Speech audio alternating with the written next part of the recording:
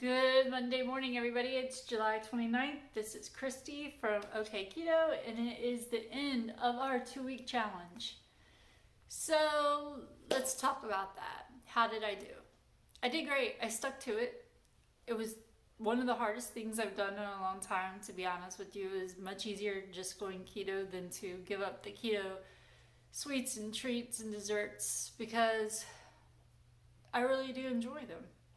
I was enjoying them every day, and that was the issue, and that is why I did this 2-week challenge to rein myself back in. But I'm not gonna lie, it was hard, and then it got a little easier, and then it got hard because, like I said, I'm an emotional, bored, binge eater, and I don't think those ever go away. You just have to find your coping mechanisms, and I'm glad I did it because I feel like I did rein myself back in, but I had a couple really emotional days that didn't go so well for me, that I found myself binge eating on like pork rinds. I had like 5 servings of pork rinds before I was like, hold on. I was almost ready to open my back door and just throw that bag out the back door. But I didn't. I rolled it up, put it away, and sat down and realized what I was doing was not healthy, and I could binge on anything. It didn't have to be sweets. So acknowledging that is a plus. I already knew it. It was just saying it out loud, I guess, really helped. And it just shows me that it doesn't have to be a sweet treat that I would binge on, even though that is usually my go-to. I could easily do it with pork rinds. Should have probably went for the pickles. I don't know if I could have done it with the pickles, but anyhow, how else did I do? I lost 2 pounds, which is a plus because if you've been following me, my original goal was to get to 155 in terms of weight. Weight was not the only reason I went on keto. I went on keto mainly for health reasons. I had already went gluten-free the year before because I have a gluten intolerance, but I gained weight going gluten-free. I have arthritis in my knees, and my arthritis started to act up, and my A1C got a little over where they like to see it, and I started getting yeast infections, and the doctor told me it was mainly probably because of the sugar. And then that's another reason why I went keto, was to cut out the sugar so I would cut back on getting yeast infections and drop my A1C, because she was going to give me time to work on it myself before she was going to prescribe something for diabetes. So I got the diabetes under control. My knees no longer hurt from the arthritis in my knees. My stomach, I have not been having stomach issues with from being gluten intolerant, and just so much other health benefits. They wanted to put me on antidepressants. I have not been on antidepressants.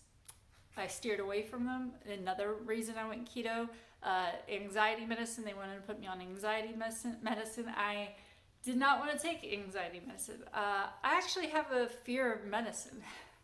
I take B vitamins, B12 vitamin, and iron vitamin because I'm anemic. And guess what? Ever since I started keto, my body has been absorbing those a lot better. I have not had to go in for an iron infusion, which is basically where they put the iron through an IV. I haven't had to have a blood transfusion. I've had to have those a couple times because my iron and hemoglobins and everything have been so low. And B12 shots, I haven't had to have B12 shots. So my body is absorbing better, vitamins better. I don't have to have those. I can just take over the counter iron and B12.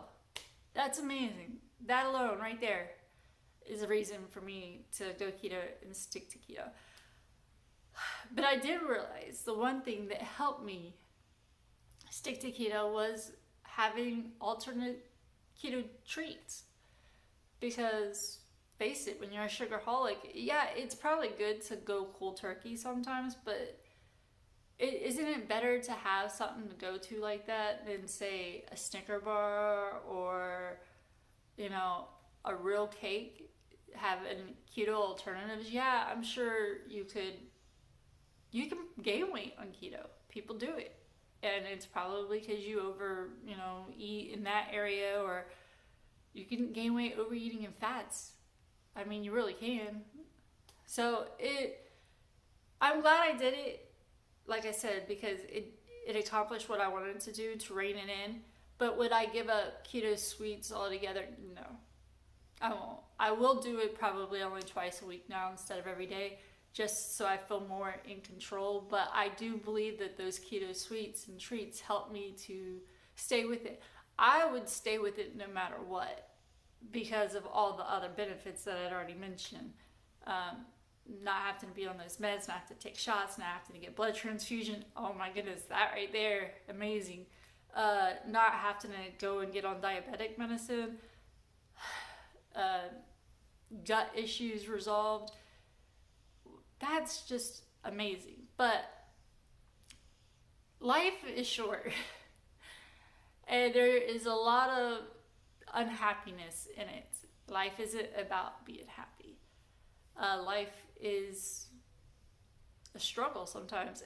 And my coping mechanism a lot of the times was to eat something sweet. I mean, it helped me to deal with it. I'm not going to lie. So, yeah, I do think that keto treats every now and then isn't a bad thing if it helps you. And it helps me. So I will incorporate them, but I will have more control over it this time. I do believe that eating one every day is a little too much, because I could see where I could start replacing whole foods with that, and I would never want to do that. I would like to always save a little bit at the end of the day, or if I eat it in the middle of the day, just work it in there somehow. I would never want to replace my whole foods with a bunch of keto treats. That would just not be healthy either. So I am very happy I did it. I am proud of myself for sticking with the whole 2 weeks. I learned about myself, which that's amazing. It's good to learn about yourself, because a lot of people don't know themselves. Let's be honest. They don't know what their triggers are or why they do certain things. I mean, I can tell you why I binge. I binge because I get depressed. If I get in an argument, not having a good day, my husband and I aren't getting along that day, I turn to food. I do. And when I start eating it, it's hard to stop. So I've learned to catch myself. Like I said, I have thrown stuff away before when I've taught myself. But even before keto, if I catch myself sitting there eating the whole bag, I mean the family size bag of popcorn, and I realize I'm not going to stop, I would have to take it and throw it in the dumpster. Get it out of the house, get it away from me, because I know where it would lead. So it's great to learn about yourself, and I learned about myself this 2 weeks. And because of this, I don't think I would ever do, say, an egg fast or a beef and butter fast. I understand why people do those, and if they work for you and they work for them, that's great. Everybody's different. The reason I don't think I could ever do it is because this is a lifestyle for me, and I don't know how that would benefit me.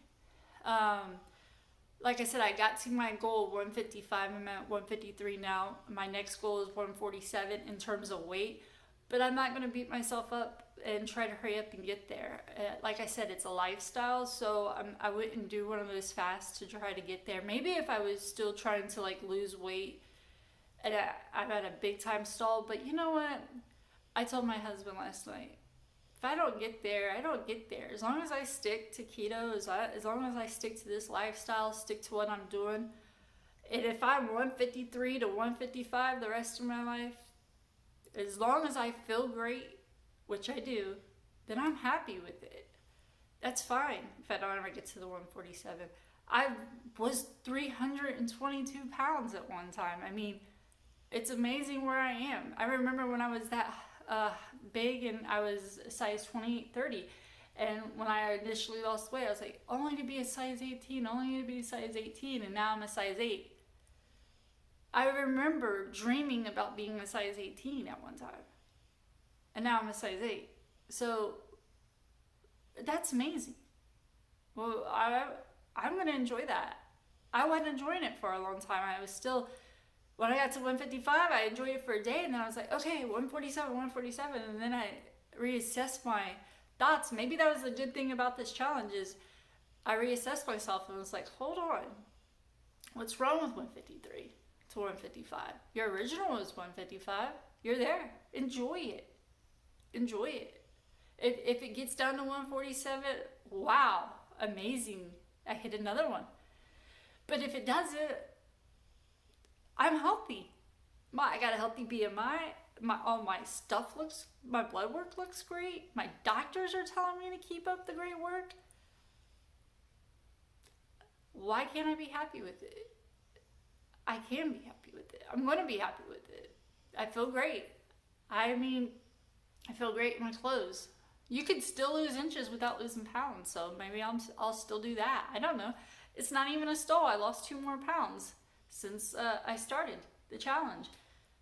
But like I said, even if I balance between the 153 and 155 range, I'm not going to be upset with myself if I don't ever see that 147. Because the reason I set the 147 is because, 15, 16 years ago when I initially lost a lot of weight the first year, the lowest I've ever been in my adult life was 147. And that was my goal. But I got to realize I'm like a lot older than that now. And your body shifts, and the way you lose weight and where you lose weight shifts as well. So I'll be happy with this. I am happy with it. And I just needed to stop and realize it and not try to work so hard on obtaining the 147. Granted, I did not do this challenge to drop weight. I do find that as a bonus. I did this to rein myself back in and find more self-control, which I did. And it made me realize a lot of things. So I'm happy I did it, but I will never, and I'm just going to put this out there, I will never do a challenge like a beef and butter challenge or an egg fast challenge. I like to watch people that do those.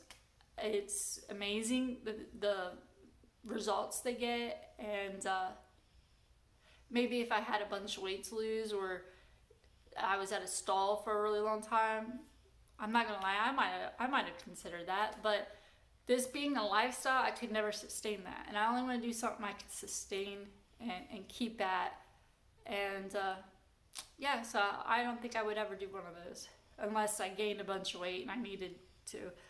But this being a lifestyle, I don't see myself gaining a bunch of weight unless I go off the rails and eat a bunch of keto sweets every single day again, or binge eat all day long and not track. I will continue to track.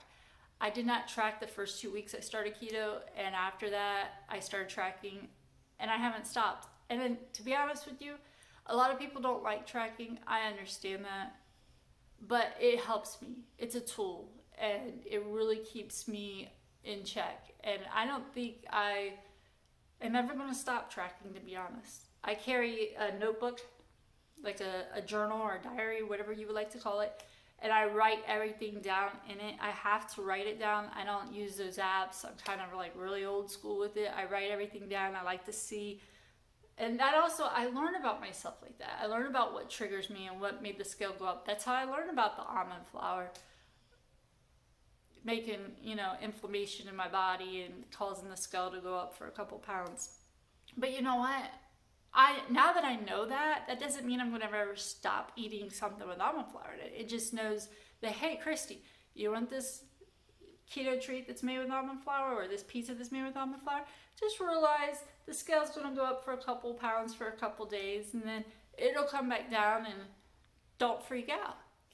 So that's something awesome to learn. It's not good to cause inflammation in your body on purpose, I'm sure, but every now and then it's going to happen. I mean, it is. We're human.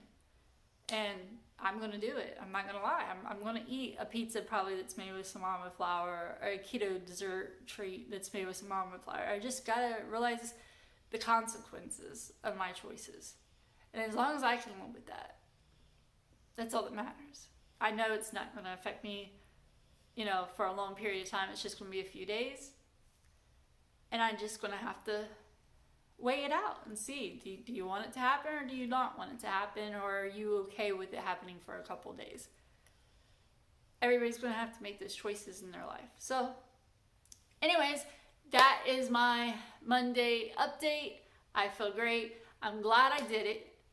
I'm glad I could eat something today that is a keto treat or dessert, because I gotta mow my front lawn and it's gonna be like 98 today, and it's really the humidity is not even funny. So I'm gonna enjoy probably some Halo Top ice cream when I come in from mowing, and I'm gonna sit down and eat it slowly and really enjoy it. Just one serving, but I'm gonna enjoy that. So anyways, if you followed along with us and you gave up something for 2 weeks, let us know down in the comments how it went for you. If you learned anything about yourself, did it affect the scale anyway? Did it affect you mentally, emotionally anyway? And would you do it again? All right, well, I will see you later. I hope you have a great week. I might do a week of what I eat on keto videos, or maybe a recipe video this week. I don't know. I'll bring something to you, and have a good one.